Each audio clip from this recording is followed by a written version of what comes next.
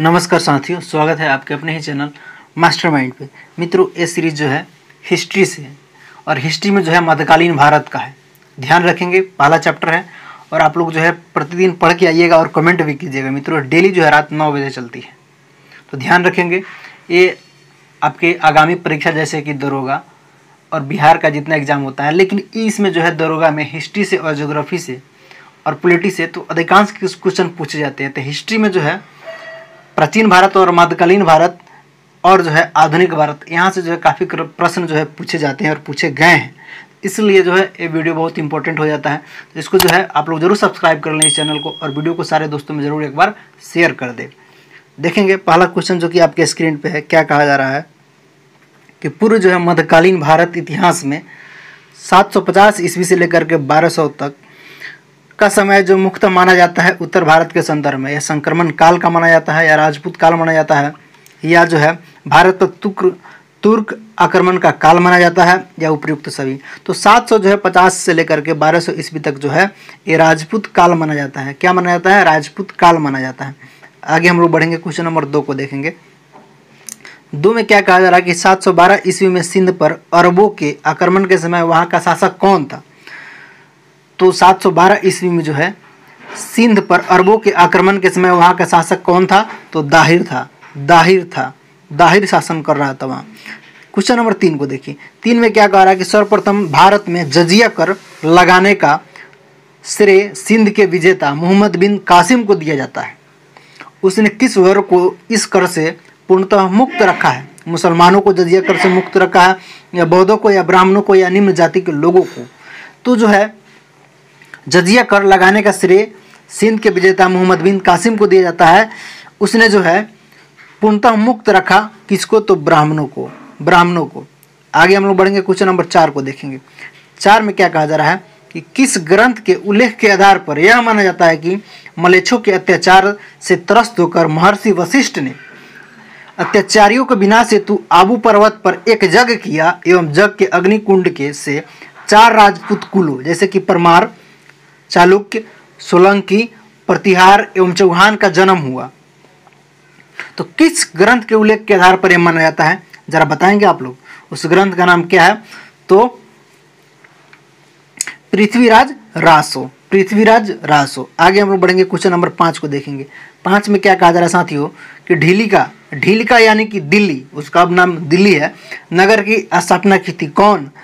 चौहानों ने, या तुमरों ने, या परमारों ने, या प्रतिहारों ने? तो तुमरों ने जो है दिल्ली नगर की स्थापना किया था। उस वक्त उसका नाम ढीलिका था, दिल्ली का नाम ढीलिका था।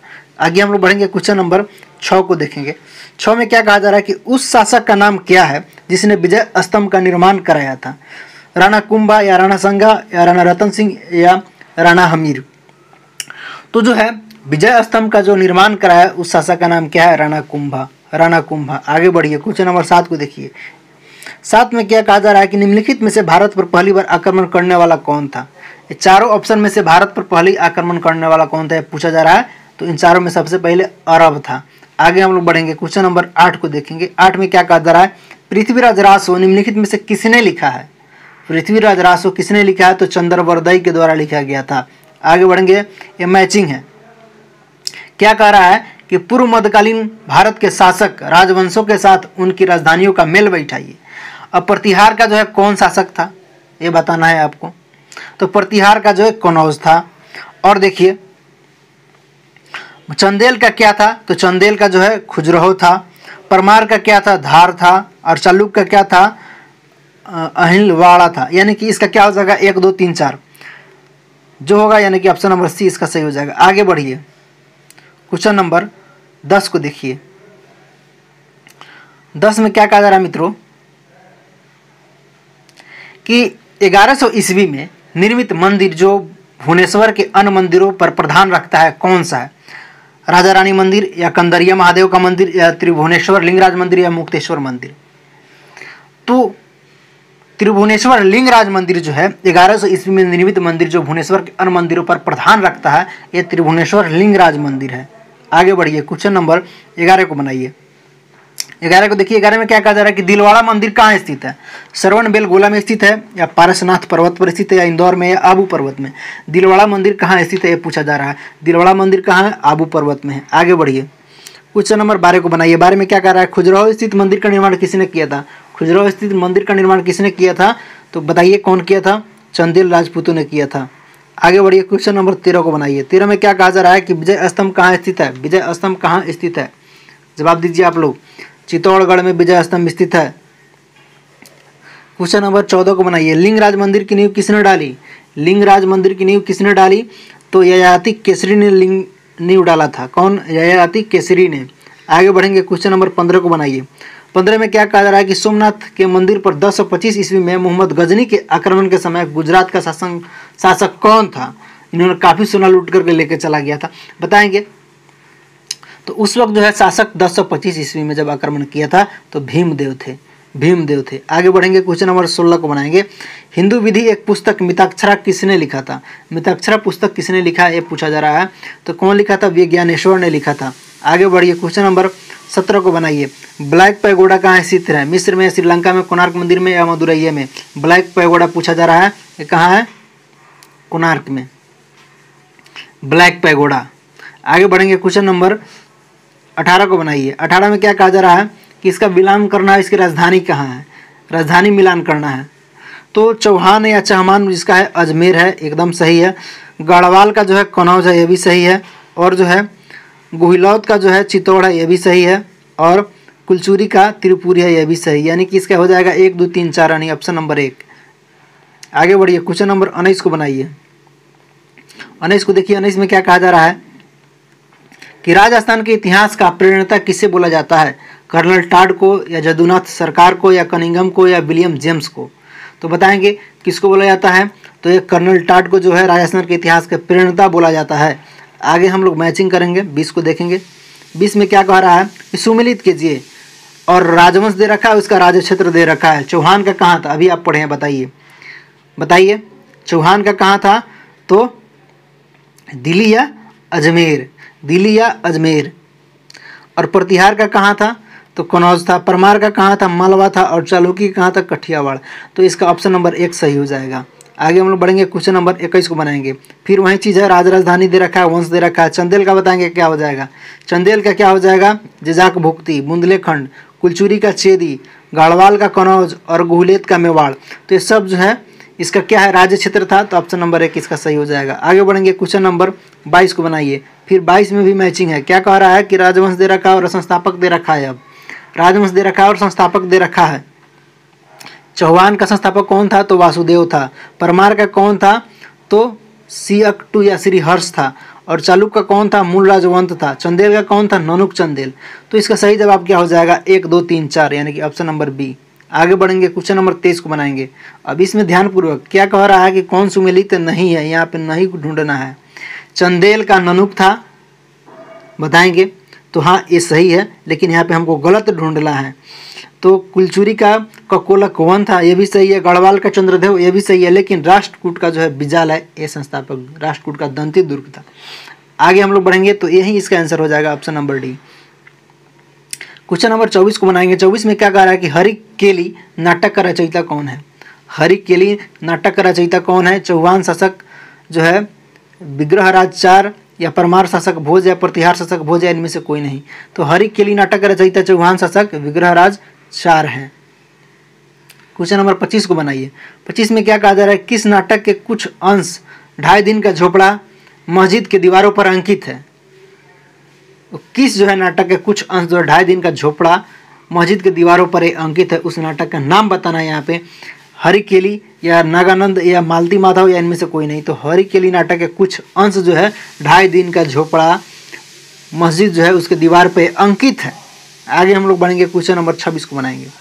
26 में क्या कहा जा रहा है कि रानी पद्मिनी का नाम अलाउद्दीन खिलजी के चित्तौड़गढ़ विजय से जोड़ा जाता है, उसके पति का नाम क्या है?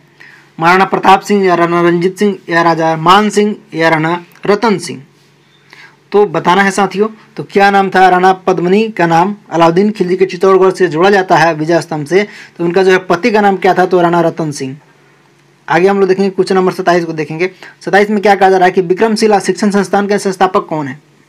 तो विक्रमशिला के संस्थापक कौन थे जरा ये बताइए। ये धर्मपाल था। ये कौन था? धर्मपाल था।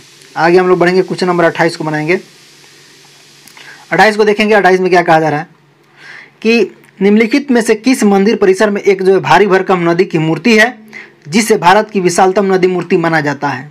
तो कौन सा मंदिर परिसर है जिसमें भारी भरकम नदी वाली की मूर्ति है जिसे भारत की विशालतम नदी मूर्ति माना जाता है? बताएंगे, जवाब देंगे आप लोग। तो कौन सा है? कंदरिया महादेव का मंदिर है जो एक परिसर में है और भारी भरकम नंदी की मूर्ति है। नदी का नहीं, नंदी की मूर्ति है जिसे भारत की विशालतम नंदी मूर्ति बोला जाता है। इसको कंदरिया महादेव का मंदिर। आगे हम लोग बढ़ेंगे, क्वेश्चन नंबर 29 को बनाएंगे। 29 में क्या कहा जा रहा है कि निम्नलिखित में से किसे एक नए संवत चलाने का यश प्राप्त है? धर्मपाल को या देवपाल को या विजय सेन को या लक्ष्मण सेन को? नए संवत चलाने का यश किसको प्राप्त है ये पूछा जा रहा है। नया संवत चलाने का यश किसको प्राप्त है ये पूछा जा रहा है। बताएंगे साथियों क्या होगा इसका सही जवाब। तो ये लक्ष्मण सेन को प्राप्त है। आगे हम लोग बढ़ेंगे, क्वेश्चन नंबर 30 को बनाएंगे। कह रहा है कि गीत गोविंद जो है कि रचनाकर जयदेव किसकी सभा को अलंकृत करते थे? धर्मपाल के सभा को या देवपाल को या विजय सेन के या लक्ष्मण सेन के? तो ये जो है लक्ष्मण सेन के सभा को अलंकृत करते थे गीत गोविंद के रचनाकर कौन थे? जयदेव। और जयदेव जो है लक्ष्मण सेन के सभा को अलंकृत करने का काम करते थे। आगे हम लोग बढ़ेंगे, क्वेश्चन नंबर 31 को बनाएंगे। किसने सोमपुर महावीर का निर्माण कराया था? कुमारगुप्त वन या हर्ष या धर्मपाल या विजय सेन ने? किसने जो है सोमपुर महावीर का निर्माण कराया था ये पूछा जा रहा है। तो कौन कराया था? तो धर्मपाल ने कराया था। आगे हम लोग बढ़ेंगे, क्वेश्चन नंबर 32 को बनाएंगे। भुवनेश्वर तथा पुरी के मंदिर किस शैली से निर्मित है? किस शैली से निर्मित है ये पूछा जा रहा है। भुवनेश्वर तथा पुरी का मंदिर जो किस शैली से निर्मित है ये पूछा जा रहा है। तो ये नागर शैली से निर्मित है। नागर शैली से निर्मित है। आगे हम लोग बढ़ेंगे, क्वेश्चन नंबर 33 को बनाएंगे। राजवंश जो कनौज पर आधिपत्य स्थापित करने में त्रिकोणीय संघर्ष में उल्लेख हुए थे वे कौन थे? चोल, पाल, प्रतिहार या राष्ट्रकूट? तो सब था, तो लेकिन यहाँ पे सजा करके बताना है। तो पहले कौन था? पाल था, इसके बाद प्रतिहार था, इसके बाद जो है राष्ट्रकूट था। तो क्या हो जाएगा? Option number 3। आगे हम लोग बढ़ेंगे, क्वेश्चन नंबर 34 को देखेंगे। भारत में जो प्रथम आक्रमणकारी कौन था भारत का? कुतुबुद्दीन ऐबक या मोहम्मद गजनवी या मोहम्मद बिन कासिम या मोहम्मद गोरी? तो प्रथम आक्रमणकारी कौन था? तो मोहम्मद बिन कासिम था। मोहम्मद बिन कासिम था। आगे हम लोग बढ़ेंगे, क्वेश्चन नंबर 35 को बनाएंगे। जगन्नाथ मंदिर किस राज्य में स्थित है? बहुत ही क्वेश्चन है, बताइए। तो जगन्नाथ मंदिर कहाँ है? उड़ीसा में है। क्वेश्चन नंबर जो है 36 को बनाइए। पुरी में जो स्थित कोणार्क के विशाल जो है सूर्यदेव के मंदिर के निर्माता कौन थे ये पूछा जा रहा है। तो इसका निर्माता कौन था? तो बताएंगे नरसिंह वन। आगे हम लोग बढ़ेंगे, क्वेश्चन नंबर 37 को देखेंगे। 37 में क्या कहा जा रहा है कि अजय पाल के संस्थापक थे। अजय पाल के संस्थापक कौन थे ये पूछा जा रहा है। बताएंगे। तो अजय पाल जो है अजमेर के संस्थापक थे। किसके? अजमेर के। आगे हम लोग बढ़ेंगे, क्वेश्चन नंबर 38 को देखेंगे। 38 को बनाइए। निम्नलिखित में से कौन जो है कविराज के नाम से विख्यात है? कविराज के नाम से कौन विख्यात है ये पूछा जा रहा है। तो भोज परमार जो है कविराज के नाम से विख्यात है। आगे बढ़िए, क्वेश्चन नंबर 39 को बनाइए। भोज परमार द्वारा रचित पुस्तकें कौन कौन है? भोज परमार द्वारा रचित पुस्तकें कौन कौन है ये पूछा जा रहा है। तो बताएंगे कौन कौन है? सब है। भोज परमार द्वारा रचित पुस्तक सब है। समरागन सूत्रधार भी है, योग सूत्रवृत्ति भी है, सरस्वती कंठ भारण भी है और आयुर्वेद सर्वस्व भी है। तो सारे पुस्तक जो है भोज परमार द्वारा ही लिखा गया है। आगे हम लोग बढ़ेंगे, क्वेश्चन नंबर 40 को बनाइए। 40 में क्या कहा जा रहा है कि समरागन सूत्रधार का विषय किससे है? ये किससे है? तो स्थापत्य शास्त्र से है। आगे हम लोग बढ़ेंगे, क्वेश्चन नंबर 41 को देखिए। उसकी मृत्यु से धारा नगरी, विद्या और विद्वान तीनों ही निराश्रित हो गए। तो यह जो है उक्ति किस शासक के संबंध में है? भोज परमार या मिहिर भोज या सिंधुराज या मुंज? तो ये जो है भोज परमार के शासक से संबंध रखता है। आगे हम लोग बढ़ेंगे, क्वेश्चन नंबर 42 को बनाएंगे। किस शासक के राज दरबार में जैन आचार्य हेमचंद्र को संरक्षण मिला? तो किस जो है शासक के राज दरबार में जैन आचार्य हेमचंद्र को जो संरक्षण मिला था? तो किसके शासन काल में? तो जय सिंह सिंधराज और कुमारपाल के शासन काल में जो संरक्षण मिला था हेमचंद्र को। ऑप्शन नंबर सी इसका सही जवाब हो जाएगा। आगे बढ़िए, क्वेश्चन नंबर 43 को बनाइए। 43 को देखेंगे। 43 में क्या कहा जा रहा है कि वह जो है प्रथम भारतीय शासक कौन है जिसने तुर्क आक्रांता मोहम्मद गोरी का सामना हुआ और जिसने मोहम्मद गोरी को परास्त कर दिया? भीम 1 या भीम 2 या कुमारपाल या जयसिंह सिंहराज? तो बताएंगे उस आक्रांता का नाम क्या था, भीम 2। आगे बढ़िए, क्वेश्चन नंबर 44 को बनाइए। 44 में देखिए क्या कहा जा रहा है कि किस शासक ने कालिंजर के अजय दुर्ग का निर्माण कराया था। किस शासक ने कराया था, तो ध्वंगदेव ने कराया था। आगे हम लोग बढ़ेंगे, क्वेश्चन नंबर 45 को देखेंगे। 45 में क्या कहा जा रहा है कि निम्नलिखित में से वह कौन सा संवत है जो कुलचुरियों द्वारा प्रयुक्त किए जाने के कारण कुलचुरी संवत भी कहलाता है। कुलचुरी संवत भी कहलाता है। त्रैकुट संवत जो है कुलचुरियों द्वारा प्रयुक्त किए जाने वाला कुलचुरी संवत भी कहलाता है, त्रैकुटक। आगे हम लोग बढ़ेंगे, क्वेश्चन नंबर 46 को देखेंगे। 46 में क्या कहा जा रहा है, किसके जो है शासन काल में लक्ष्मीधर ने कल्पद्रुम या कृतकल्पतरु नामक जो है विधि की रचना किया था ग्रंथ का। तो जो है गोविंद चंद्र के राज्यकाल में लक्ष्मीधर ने कृतकल्पतरु नामक विधि ग्रंथ की रचना करने का काम किया था। आगे हम लोग बढ़ेंगे, क्वेश्चन नंबर 47 को देखेंगे। चंदावर का युद्ध पूछा जा रहा है 1194 में किसके मध्य हुआ था।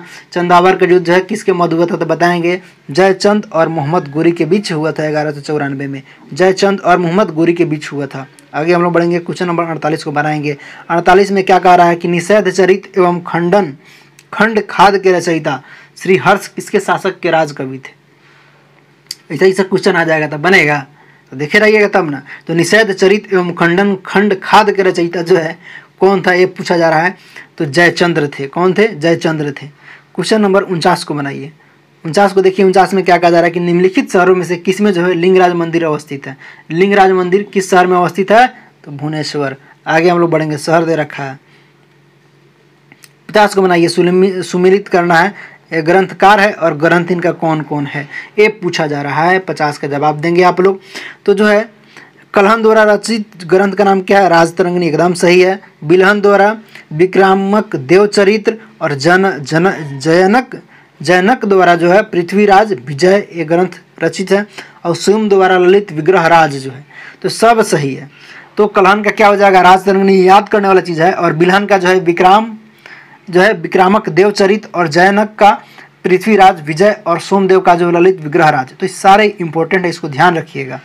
इससे जो है मैचिंग से 4 क्वेश्चन सही होता है, याद रहेगा। आगे बनाइए, क्वेश्चन नंबर 51 को बनाइए। किस पर जो है स्वामित्व के लिए पाल, प्रतिहार एवं राष्ट्रकूट के बीच जो है त्रिपक्षीय संघर्ष हुआ था। किस पर स्वामित्व के लिए, ये पूछा जा रहा है। तो जवाब देंगे किसके स्वामित्व के लिए, तो कन्नौज के स्वामित्व के लिए जो त्रिपक्षीय संघर्ष हुआ था। क्वेश्चन नंबर 52 को बनाइए। त्रिपक्षीय संघर्ष की पहल किसने किया था, तो किसने किया था, वत्सराज ने किया था। आगे वही पूछ रहा है कि त्रिपक्षीय संघर्ष का आरंभ किस सदी में हुआ, तो किस सदी में हुआ, तो 8वीं सदी में हुआ। आगे बढ़िए, क्वेश्चन नंबर 54 को बताइए। त्रिपक्षीय संघर्ष का आरंभ और अंत किस राजवंश ने किया, तो किस राजवंश ने किया था, तो प्रतिहार जो है आरंभ किया था और अंत यही किया था, प्रतिहार राजवंश ने। आगे हम लोग बढ़ेंगे, क्वेश्चन नंबर 55 को बनाएंगे। त्रिपक्षीय संघर्ष में भाग लेकर उत्तर भारत की राजनीति में हस्तक्षेप करने वाली और दक्षिण से उत्तर तक आक्रमण करने वाली दक्षिण की प्रथम शक्ति का नाम क्या है, राष्ट्रकूट वंश। आगे हम लोग बढ़ेंगे, क्वेश्चन नंबर 56 को बनाएंगे। पाल वंश का संस्थापक कौन था, ये पूछ रहा है, बता दीजिए। गोपाल जो है पाल वंश का संस्थापक था। आगे बढ़िए, पाल वंश की राजधानी पूछ रहा है, बताइए पाल वंश की राजधानी कहाँ है। पाल वंश की राजधानी क्या है, मुंगेर, बिहार में पड़ता है। आगे बढ़ेंगे, क्वेश्चन नंबर 58 को देखेंगे। राष्ट्रकूट वंश का संस्थापक कौन था, राष्ट्रकूट वंश का संस्थापक कौन था, दंती दुर्ग या दंती वर्मन 2, ध्यान रखेंगे। क्वेश्चन नंबर हम लोग 59 को देखेंगे। 59 में क्या कहा जा रहा है कि राष्ट्रकूट वंश की राजधानी कहाँ थी।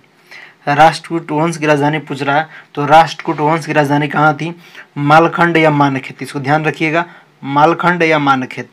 आगे हम लोग बढ़ते क्वेश्चन नंबर 60 को देखते हैं। 60 में क्या कह रहा है, किस प्रतिहार शासक ने जो है आदिवराह की उपाधि धारण किया था।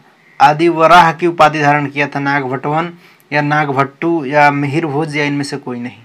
तो जवाब देंगे इसका क्या होगा जवाब, किस जो है प्रतिहार शासक ने जो है आदिवराह की उपाधि धारण किया था, ये पूछा जा रहा है। तो मिहिर भोज जो शासक था वो आदिवराह की उपाधि धारण किया था। क्वेश्चन नंबर 61 को बनाइए। 61 में क्या कहा जा रहा है, जो किस जो है विदेशी यात्री ने गुर्जर प्रतिहार वंश को अलग गुजर एवं इस वंश के शासकों को बौरा कहकर पुकारा था। तो कौन पुकारा था, ज़रा आप लोग जवाब देंगे, ये कौन ऐसा कहकर पुकारा था। तो अलमसूदी ने जो है अलगुजर भी कहा था और बावरा कहकर पुकारा था। ठीक है ना। आगे हम लोग बढ़ेंगे, क्वेश्चन नंबर 62 को देखेंगे। 62 में क्या कहा जा रहा है कि कर्पूर मंजरी नाटक के रचयिता राजशेखर को किस प्रतिहार शासक ने संरक्षण दिया था? तो कौन शासक जो है संरक्षण दिया था ये पूछा जा रहा है। तो महेंद्रपाल वन ने संरक्षण देने का काम किया था। आगे हम लोग बढ़ेंगे, क्वेश्चन नंबर 63 को देखेंगे। 63 में क्या कहा जा रहा है कि प्रतिहार स्वयं को डैश डैश का वंशज मानते थे और राम को प्रतिहार अर्थात द्वारपाल थे। कौन? ये सूर्य थे या चंद्र थे या लक्ष्मण थे या इनमें से कोई नहीं। तो ये जो है लक्ष्मण प्रतिहार स्वयं को जो है लक्ष्मण का वंशज मानते थे जो राम का द्वारपाल थे। लक्ष्मण जो है स्वयं का वंशज मानते थे। आगे हम लोग बढ़ते हैं, क्वेश्चन नंबर 64 को देखेंगे। 64 में क्या कहा जा रहा है कि 750 ईस्वी में बंगाल के पाल वंश की स्थापना करने वाले गोपाल ऐसे शासक थे जिन्हें क्या बताएंगे? जिन्हें क्या चीज़? जिन्हें संपन्न वर्ग के लोगों ने चुना था, जिन्हें संपन्न वर्ग के लोगों ने चुना था। आगे हम लोग बढ़ेंगे, क्वेश्चन नंबर 65 को देखेंगे। 65 में क्या कहा जा रहा है? किस जो है पाल शासक को गुजराती कवि सोढल ने उत्तरप्राद स्वामीन कहा है? किस पाल शासक को गुजराती कवि सोढल ने उत्तरप्राद स्वामीन कहा है, ये पूछा जा रहा है। तो किसको कहा है? तो धर्मपाल को कहा है। आगे हम लोग बढ़ेंगे, क्वेश्चन नंबर 66 को देखेंगे। 66 में क्या कहा जा रहा है कि 9वीं सदी में भारत आए अरब यात्री सुलेमान ने किस सम्राट को जो है रुहुमा कहकर संबोधित किया है? किस सम्राट को जो है रुहुमा कहकर संबोधित किया है? तो पाल को। आगे बढ़ेंगे, 67 को बनाएंगे। 67 में क्या कहा जा रहा है कि हिंदू विधि की एक पुस्तक जिसका नाम है दया भाग्य के रचयिता कौन है? दया भाग्य के रचयिता कौन है पूछा जा रहा है। तो जिमुत वाहन जो है दया भाग्य के रचयिता है। आगे हम लोग बढ़ेंगे, क्वेश्चन नंबर 59 को देखेंगे। रामचरित की रचना किसने किया था? तो रामचरित की रचना, यहाँ गलती नहीं कर देना है, रामचरित्र की रचना कौन किया था? तो संध्याकर नंदी ने किया था। संध्याकर नंदी ने किया था। संध्याकर नंदी ने किया था रामचरित की रचना। आगे हम लोग बढ़ेंगे, ये रामचरितमानस नहीं है। पाल वंश के पतन के बाद बंगाल का राजनीतिक नेतृत्व किसने किया था? किसने किया था? पाल वंश के पतन के बाद बंगाल का राजनीतिक नेतृत्व कौन करने का काम किया था ये पूछा जा रहा है। तो सेन वंश ने किया था। सेन वंश ने किया था। आगे हम लोग बढ़ेंगे, क्वेश्चन नंबर 70 को देखेंगे। 70 में क्या कहा जा रहा है कि सेन वंश का संस्थापक कौन था? सेन वंश का संस्थापक कौन था? तो सामंत सेन था। कौन था? सामंत सेन था। सामंत सेन था। आगे बढ़िए, क्वेश्चन नंबर 71 को बनाइए। किसने जो है कुलीन प्रथा या कुलीनतावाद का आरंभ किया था? बलाल सेन या सामंत सेन या विजय सेन या लक्ष्मण सेन? तो कौन किया था? तो बलाल सेन ने किया था। क्वेश्चन बढ़िए 72 को देखिए। कह रहा है किसने जो है स्मृति ग्रंथ दान सागर एवं ज्योति ग्रंथ अद्भुत सागर की रचना की है? तो अगर स्मृति ग्रंथ पूछेगा तो दान सागर और ज्योति ग्रंथ पूछेगा तो अद्भुत सागर। इसको ध्यान रखिएगा, ये दोनों इंपॉर्टेंट है। तो इसकी रचना कौन किया था? तो बलाल सेन ने किया था। आगे हम लोग बढ़ेंगे, क्वेश्चन नंबर 73 को देखेंगे। कह रहा है कि कश्मीर पर लगभग 50 वर्षों तक शासन करने वाली रानी दिद्दा मूल रूप से किस वंश की राजकुमारी थी? तो किस वंश की मूल रूप से राजकुमारी थी? तो लोहार वंश की। आगे हम लोग बढ़ेंगे, क्वेश्चन नंबर 74 को देखेंगे। 74 में क्या कहा जा रहा है कि कायस्थों का एक जाति के रूप में प्रथम उल्लेख कहाँ मिलता है? कायस्थों का एक जाति के रूप में प्रथम उल्लेख ओशनम स्मृति में मिलता है। कहाँ? ओशनम स्मृति में मिलता है। क्वेश्चन नंबर 75 को देखेंगे जो कि मैचिंग है। 75 में क्या कह रहा है कि नीचे दिए गए मंदिर निर्माण शैली को सूची 2 में दिए गए उसी प्रकार क्षेत्र शैली से उल्लेख कीजिए। तो नागर शैली जो है कहाँ तक है? तो उत्तरी भारत के हिमालय से बिंद तक। हाँ, तो एकदम सही है। बेसर शैली कहाँ है? बिंद से लेकर कृष्णा तक। तीसरा जो है द्रविड़ शैली कहाँ है? कृष्णा से लेकर दक्षिणी कुमारी, कृष्णा के दक्षिणी में कन्याकुमारी तक। तो ये तीनों सेम है, कोई दिक्कत नहीं। इसका आंसर हो जाएगा 1, 2, 3। ध्यान रखिएगा, लेकिन आप लोग याद कर लीजिएगा। नागर शैली उत्तर भारत में हिमालय से बिंद तक, बेसर शैली बिंद से लेकर कृष्णा तक और द्रविड़ शैली कृष्णा के दक्षिण में कन्याकुमारी तक। क्वेश्चन नंबर 76 को देखेंगे। 76 में क्या कहा जा रहा है कि हिंदुओं में दृढ़ विश्वास है कि अन्य कोई देश उनके देश के जैसा श्रेष्ठ नहीं है, कोई राजा उनके राजा के समान नहीं है, उनके शास्त्रों के समान कोई शास्त्र नहीं है। यह उक्ति किसकी है? ये कौन बोला था कि हिंदुओं में दृढ़ विश्वास है कि कोई देश उनके देश के जैसा नहीं है, कोई राजा उनके राजा के समान नहीं है, कोई शास्त्र उनके शास्त्रों के समान नहीं है? यह उक्ति किसकी है ये पूछा जा रहा है। तो बताना है यह उक्ति जो है किसकी दी है। तो अलबुरुनी ने कहा था। कौन कहा था? अलबुरुनी ने कहा था कि हिंदुओं में ये श्रेष्ठ है, ये दृढ़ विश्वास है कि उनका देश किसी के देश के जैसा नहीं है, उनका राजा किसी राजा के समान नहीं है और उनका शास्त्र किसी दूसरे शास्त्र के समान नहीं है। तो ध्यान रखिएगा, कौन बोला था? अलबुरुनी ने बोला था। आगे हम लोग बढ़ेंगे, क्वेश्चन नंबर 77 को देखेंगे। 77 में क्या कहा जा रहा है कि सूची 1 सूची 2 से मिलान कीजिए। मंदिर और मंदिर के निर्माता को मिलान करना है। तो बताइए लिंगराज मंदिर के निर्माता कौन है? कहाँ है लिंगराज मंदिर? भुवनेश्वर। तो इसका जो है निर्माता कौन है ये पूछा जा रहा है, तो जवाब दीजिएगा केसरी नरेश है या अनंत वर्मा चुडांग है नरसिंह देव है। तो इसका जो है लिंगराज मंदिर का निर्माणकर्ता कौन है ये आपसे पूछा जा रहा है, इसका आप लोग जवाब देंगे कमेंट बॉक्स में। तो लिंगराज मंदिर का निर्माता कौन है? केसरी नरेश है, ध्यान रखिए, अगर नहीं जानते तो याद कर लीजिए। जगन्नाथपुरी मंदिर कहाँ है? जगन्नाथ जो है मंदिर जो पुरी में है, इसका जो है अनंत वर्मा चुडांग जो है इसका जो है निर्माण करता है। सूर्य मंदिर नरसिंह देव जी है। आगे हम लोग बढ़ेंगे, कुछ इसके ऑप्शन नंबर हो जाएगा 1 यानी कि 1 2 3 78 को बनाइए। 78 में क्या कहा जा रहा है कि गुर्जर प्रतिहार के उज्जैनी शाखा का संस्थापक कौन था? तो अलग अलग शाखा होता है, तो इसका जो है प्रतिहार उज्जैनी शाखा का संस्थापक कौन है ये पूछा जा रहा है। तो बताएंगे इसका कौन था? तो नागभट्टवन था। क्वेश्चन नंबर 79 को बनाइए। 79 में क्या कहा जा रहा है कि खजुराहो के मंदिर का संबंध किस संप्रदाय से है? तो शैव संप्रदाय से या वैष्णव संप्रदाय से, जैन संप्रदाय। तो इसका जो संबंध तीनों संप्रदाय से, शैव से भी है, वैष्णव से भी है, जैन से भी है। तो ध्यान रखेंगे इसका आंसर हो जाएगा ABC तीनों से है, ABC तीनों से। क्वेश्चन नंबर 80 को बनाइए। 80 में क्या कहा जा रहा है कि जैन वास्तुकला का प्राचीनतम उदाहरण कहाँ से मिलता है? दिलवाड़ा से, खजुराहो से, पुरी से, वाराणसी से। तो कहाँ से मिलता है? दिलवाड़ा से मिलता है। आगे बढ़िए, क्वेश्चन नंबर 81 को बनाइए, जो कि 81 आपके बिहार से रिलेटेड है। उदंतपुरी विश्वविद्यालय ये नालंदा जिला का मुख्यालय कहाँ है? बिहार शरीफ। नहीं जानते हैं तो इसको याद रखिएगा, इसका मुख्यालय कहाँ है नालंदा जिला का? तो बिहार शरीफ। और ये कहाँ है? उदंतपुरी विश्वविद्यालय बिहार में। इसका संस्थापक कौन था? गोपाल था, देवपाल, धर्मपाल या महिपाल, ये पूछा जा रहा है। तो इसका संस्थापक कौन था ये बताना है, जरा बता दीजिए। इसका संस्थापक गोपाल था। आगे बढ़िए, क्वेश्चन नंबर 82 को बनाइए। 82 में क्या कहा जा रहा है? मोढेरा का सूर्य मंदिर किस राज्य में स्थित है? बिहार में या गुजरात में, उड़ीसा में या बंगाल में? तो बताएंगे इस मोढेरा का सूर्य मंदिर का किस राज्य में स्थित है, जरा आप लोग जवाब देंगे। तो ये कहाँ है? गुजरात में है। आगे बढ़िए, क्वेश्चन नंबर 83 को बनाइए। कल्हण द्वारा जो राजतरंगिणी पुस्तक लिखा गया था, अब उसमें पूछ रहा है कितने तरंग है? नहीं जानते तो जान लीजिए कितने तरंग है, 8, 9 या 10 या 11। कल्हण द्वारा राजतरंगिणी में कितने तरंग है? तो उसमें 8 तरंग है, ध्यान रखिएगा। क्वेश्चन नंबर 84 को बनाइए। 84 को देखिए, 84 में क्या कह रहा है कि मंदिर दे रखा है एक में और एक में निर्माणता, अब इसको मिलान करना है 84 का। तो चतुर्भुज या विष्णु मंदिर खजुराहो, इसका निर्माणकर्ता कौन है? तो यशो वर्मा है, ध्यान रखिएगा। कंदरिया महादेव का धंग है। और विमल सही मंदिर का विमल शाह वैश्य है। और लून वसही का कौन है?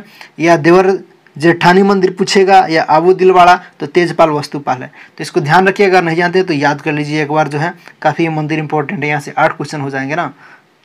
क्वेश्चन नंबर 85 को बनाइए। ये भी सुमिलित करने वाला है। सुमिलित क्या करने वाला है? कह रहा है कि सूची 1 और सूची 2 दे रखा है। मच्छेंद्र नाथ का मंदिर कहाँ है ये पूछा जा रहा है। तो बता दीजिए कहाँ है मच्छेंद्र नाथ का मंदिर? तो कहाँ है? अमरकंटक में है। 64 जोगनी मंदिर कहाँ है? तो भेड़ा घाट यानी कि जबलपुर में। और जो है सूर्य मंदिर कहाँ है? तो मोढेरा। और चौमुख मंदिर कहाँ है? तो पलिताना। तो इसको ध्यान रखिएगा, ये सारे क्वेश्चन काफ़ी इंपॉर्टेंट है आपकी आगामी परीक्षा है। तो वीडियो देखने के लिए और साथ देने के लिए बहुत बहुत धन्यवाद। जो साथी अभी तक इस चैनल को सब्सक्राइब नहीं किए, एक बार जरूर सब्सक्राइब कर ले वीडियो को, और लाइक जरूर दे। आपका एक लाइक हमें मोटिवेशन की तरह कार्य देता है मित्रों। और अपनी राय हमें कमेंट बॉक्स में जरूर दें। धन्यवाद। हम फिर मिलते हैं नेक्स्ट वीडियो में।